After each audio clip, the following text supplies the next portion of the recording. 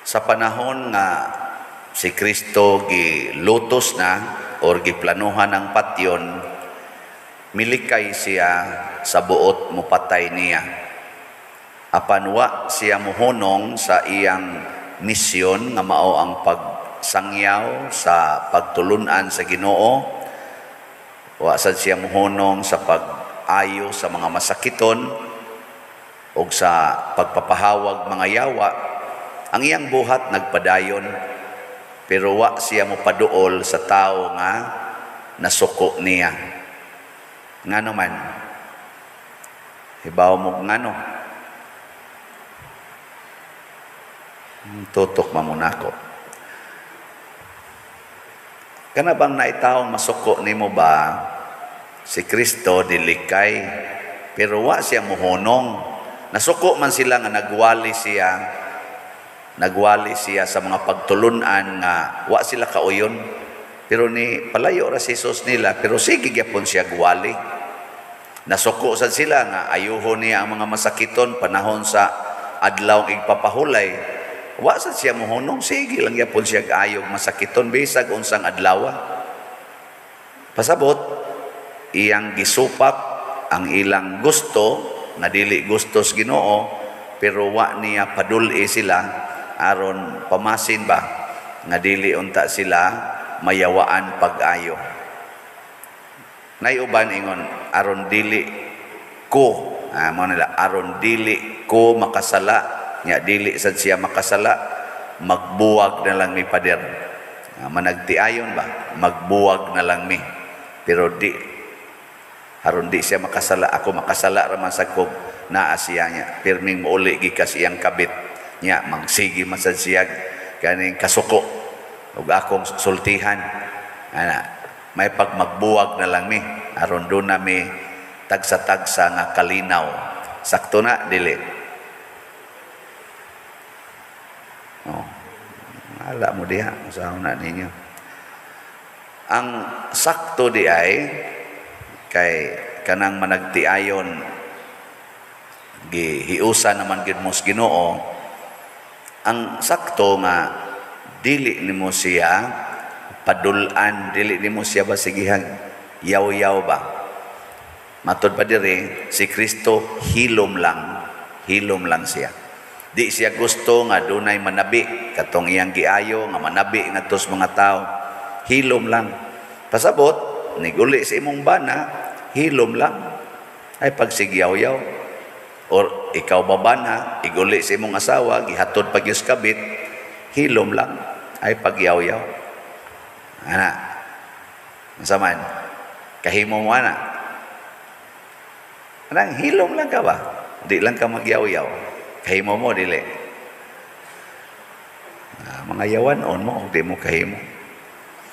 Ang kaning mga Carmelites spirituality, kaning na kanibang nitubo nga order sa Carmelites, nisugod ni sila, mga 12 centuries man siguro, nagsugod. Na-develop, pero dugay na kayo na sila. Panahon pang propeta Elias o pagay matao si Jesus. Pero nahimo ang ilang Carmelite order, mga 12 centuries man tingali. Ang ilag yung spirituality is interior life. Kana bang diri jud ka makighiusas Ginoos kasing-kasing, dili sige giyaw-yaw.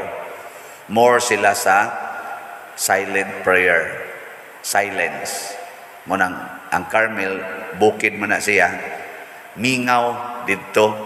Muna ang mga tao muadto didto, ma-refresh ang ilang strength pinaagi sa pag-encounter sa Ginoo diha sa kahilom. Muna manimba mo diri, hilom-hilom lang mo. Pero upangutan-on sad mo panubag sad mo Di sad mahimog pangutanon ka di ka mo tubag. Kay si propeta Elias dito gipangutanan ni tubag sa to siya. Karon ari diri ang solusyon. Ngano man tungod kay sa tinud-anay ang tinuod nga gubat batok sa sala wa diha sa gawas nimo, niya sa atong sulod. Ang gubat ba niya diri Kanang naas gawas, kanang mga marites, kanang sigig libak, kanang sigig daot, mga external, kanang mabati nimo, dili ra na sila, wa ra na kapuslanan. Ang pagpakig-away nila dili makasulbad sa sala.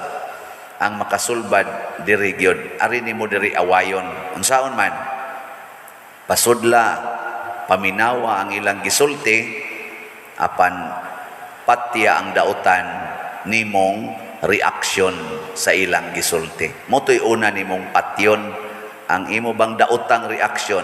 Nang litan ikakita nimo sa imong bana nag-agbay sa chicks, unsa may bati nga reaksyon, animal ana din ka, way batasan, nagpakauaw, mga bati na siya, patya na. Unsa may imong iilis, daghan kayo mga positive. Una, kaluoy sa kumbana nakasala, ana. Ikatulo ay kaduha, pasaylo. Lord, ako ning pasayloon silang duha, o di ba nya. Ikatulo ang pag-antos, Lord, antoso ni nako sila, o ana, di ba ni mga Kristo, take up your cross. Sawan, sunod mo ani dili. Uy, og di mo musunod, di magsigi kag laraw og dautan. Kay wa man to kakita imong bana nya, di man sa kakadamag dito kay mauwa mo ka. Pero imong hunahuna maglaraw og dautan, pantay la jud ka animal. Sige kana. Matod pa sa atong unang pagbasa, ang tao nga naglaraw og dautan bisan diya siyang higdaanan, silutan giti ka. Na may mga tao gud nga gahigda pagani, galaraw na para ugma unsay dautan nga iyang buhaton, labi naa nimong kasuko na ma-stress ka. Imbis nga matug ka, nga ma-refresh ang imong lawas, ma-stress na noon ka tungod sa imong kasuko kay imong nahuna dautan, patya na.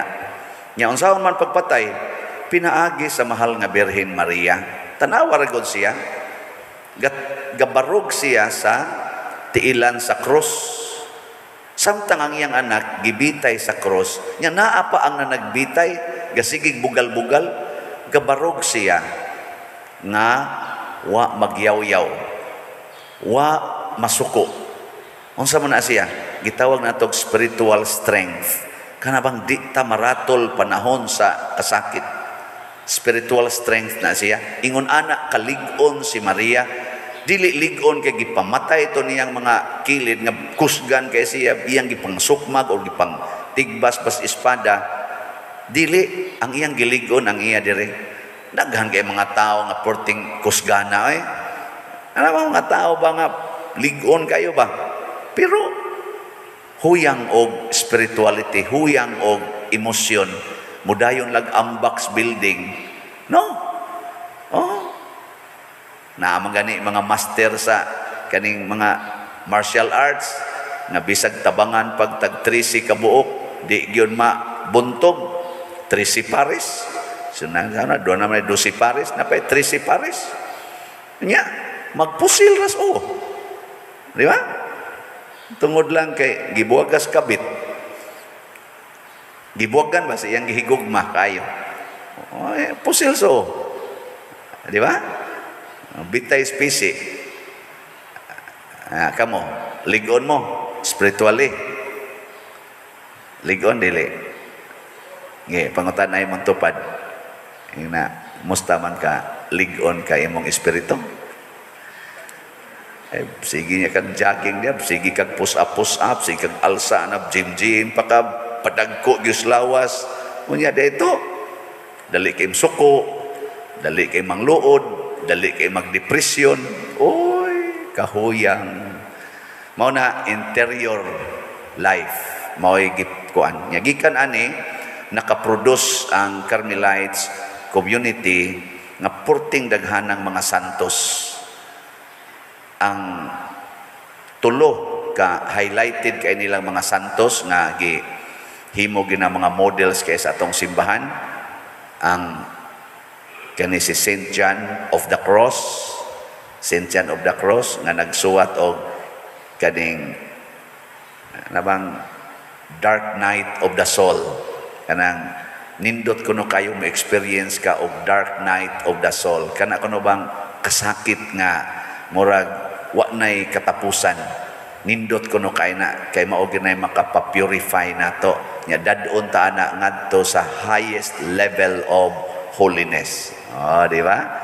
Si Santa Teresa of Avila, kani ga tudlo po na siya 7 mansions of perfection. Kana kanong magsaka ka ba? Mansion. Saka ka nga tos babaw. Kay kani magong bukid, mura man kuno siya perfection yang Mount Bukid. Di ba si Kristo ni sakas bukid, nya pag-abot niya sa bukid, nag-transfiguration siya. Mura perfection ba? Muna ang spirituality, magsaka, anam og saka. Si Saint Therese of the Child Jesus, sikat po kayo ni siya yun. Ang iya sad, little way